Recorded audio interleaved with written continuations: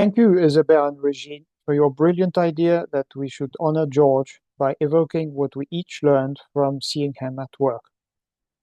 Contemplating George's accomplishments always reminds me of a remark by Michael Wolfson that in crystallography, there is often much more to be gained from implementing some key ideas in a simple and highly efficient manner so that they can be invoked repeatedly than from pursuing fancier ideas that would likely turn out to be cumbersome to implement.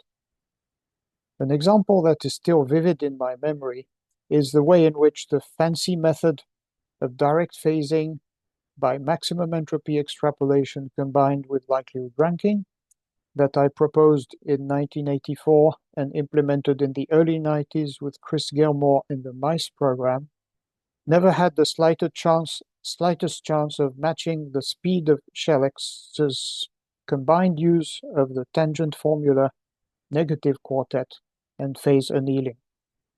So, Michael Wolfson had a point.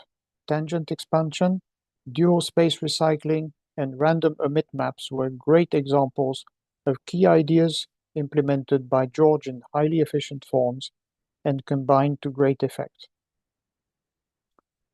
However, there can be advantages to both approaches.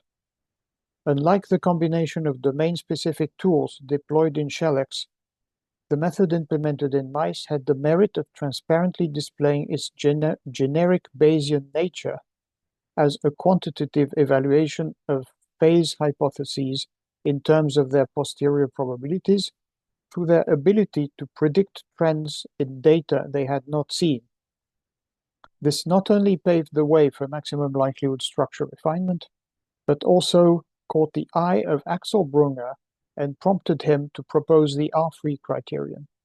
This is an acknowledgement that he kindly allowed me to publicize.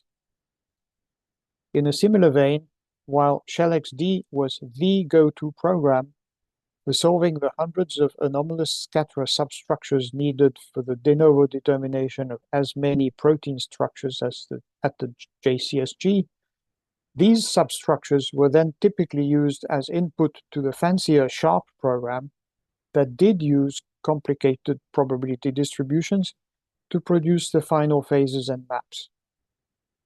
Here too, there was room for both types of approaches and utility in their coexistence. George also wrote essential data processing software as part of his long association with Brucker. The classical photograph shows him surrounded by students with a diffractometer as a backdrop. Two messages emanate from this picture.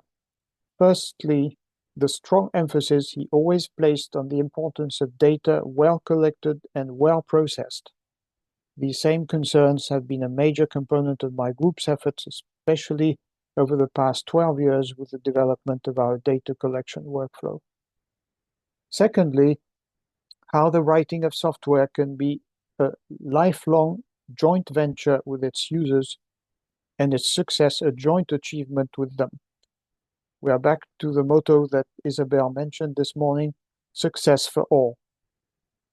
Last but not least, it didn't escape my notice that a healthy partnership with industry can be an excellent way of funding work in methods and software development. Hence Global Phasing's creation 28 years ago. These have all been very important hints and influences in my own career. So thank you, George.